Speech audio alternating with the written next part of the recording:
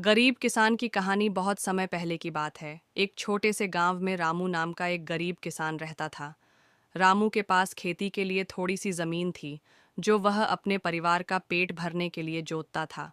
उसकी जिंदगी संघर्षों से भरी हुई थी। वह दिन रात मेहनत करता, लेकिन उसकी फसल कभी अच्छी नहीं होती थी। रामू का परिवार बहुत गरीब था। खाने के लिए कभी कभी अनाज भी पूरा नहीं होता था।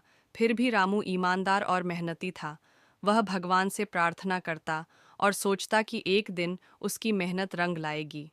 एक दिन रामू ने सोचा कि अगर वह अपनी ज़मीन पर नई तकनीक से खेती करेगा तो फसल बेहतर हो सकती है। लेकिन उसके पास पैसे नहीं थे। उसने गांव के साहूकार से कर्ज लिया और बीज, खाद और उपकरण खरीदे। रामू ने दिल लगाकर खेती की।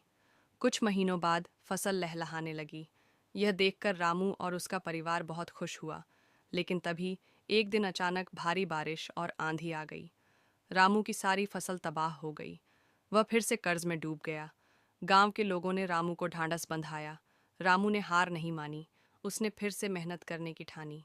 इस बार गांव के कुछ लोगों ने उसकी मदद की। उन्होंने उसे बीज और खाद दी। रामू ने फिर से खेती शुरू की। इस बार भगवान ने उसकी मेहनत का फल दिया।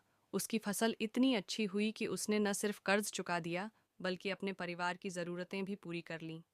अब रामू जान चुका था कि मेहनत और सहनशीलता के साथ इंसान हर मुश्किल को पार कर सकता है। इस कहानी से हमें यह सीखने को मिलता है कि चाहे हालात कितने भी कठिन क्यों न हों, मेहनत और धैर्य से हर समस्या का हल निकाला जा सकता है।